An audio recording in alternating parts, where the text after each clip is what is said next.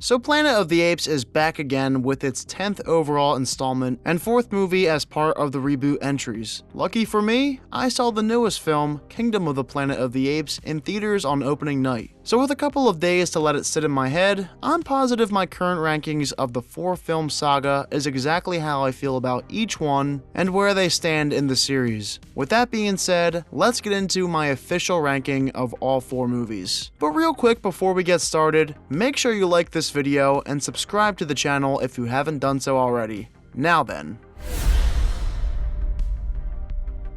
Coming in 4th place is War for the Planet of the Apes. It seems like to this day, people are still split on War. Some believe it's the best of the franchise, whereas others like myself place the film in last. Not that I dislike War, but the movie I was expecting was far from the movie we got. It starts out strong as Caesar embarks on an emotional journey, however, the pacing is the slowest of the 4 films, and the final result ends up being a prison movie that feels similar to something like Schindler's List. But I didn't come here for a Schindler's List-esque movie. I came here for a war film featuring the apes versus the humans. What I wanted was a Saving Private Ryan vibe though. Maybe that's just my own fault for having different expectations. Nevertheless, I think even if you throw expectations out the window and view this as a film on its own, it's pretty decent, nothing spectacular. As mentioned, it's a slow burn. On rewatch, I caught myself checking how much time is left in the movie instead of being fully invested in what I was watching. Andy Serkis does give a tremendous final performance as Caesar, I will say, and Woody Harrelson is a solid villain, but as a whole, not a lot happens in War for the Planet of the Apes. There's a ton of downtime, it doesn't give you exactly what you want. If you're an artsy film fan, you'll probably like this movie more than anything else for cinematography and character study reasons, but as you know, I am not, so this film places 4th on my list. The newest addition to the Planet of the Apes franchise, Kingdom, gets 3rd place on my list. Now thankfully, the pacing vastly improves in Kingdom in comparison to War. Not everyone's going to agree with that, but Kingdom felt mostly fast in my opinion. It was smart too having this film take place 300 years post-war, so that the story would feel necessary and not forced. I liked all the new characters introduced. You care quite a lot about our protagonists, just like how we cared about Caesar in the trilogy. There was a good amount of action and a plethora of world building. Also, Kevin Durant's Proximus Caesar is the 2nd best antagonist after Koba that Planet of the Apes has to offer. Visually speaking, it's a masterclass as well. But going back to Proximus Caesar, he's underutilized. I wish they introduced him early and did more with him. I also found the lack of human conflict to be disappointing. The best entries of the franchise are about human versus ape, and that unfortunately isn't really here. Plus, I have no idea what else they can do with this story since it ends in such a strange spot. It's almost like they microwaved their ending because they didn't know what else to do and panicked. Regardless, it's another good entry to the Planet of the Apes movies and a step above War in my eyes.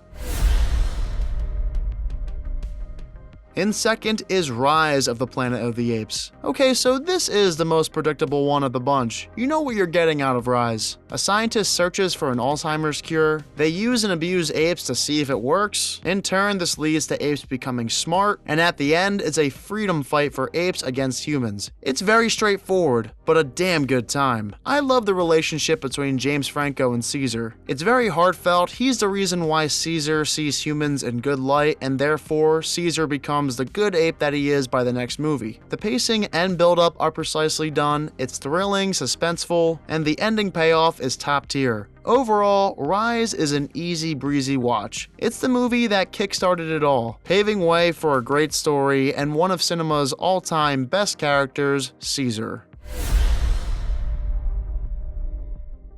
Well, this was an easy choice. Number 1 is Dawn of the Planet of the Apes. If you're making about the humans versus apes conflict, I'm not sure how one could surpass Dawn. This film has the best balance of good and bad on the human and ape sides. Rise doesn't really show humans in good light, and War definitely doesn't. On the other hand, Kingdom only shows apes in bad light, whereas Dawn gives us both. So it has that tremendous mix, letting us know that neither side is absent of evil nor good. You also have Koba as the main antagonist in Dawn, who is the best villain of the franchise. There's no debate there. His motivation is very understandable, and he'll stop at nothing to end the human race, even if it leads to hundreds if not thousands of apes dying. Everything involving him and Caesar is peak cinema in the franchise. It really doesn't get better than that. On rewatch, I even found myself invested in the human story, and cared about their cause. Gary Oldman and Jason Clarke are very likable in the movie. Action-wise, the film has boatloads of it. It's easily the most action-packed Apes entry of the reboots. There truly isn't a single dull thing about Dawn. It has everything you want out of a movie like this. If anything, I find Dawn heartbreaking. You want nothing more than the humans and apes to live in harmony. But a few characters have their own agenda, leading to the demise of both parties and the world itself. This is cinema at its finest, and consider Dawn one of my all-time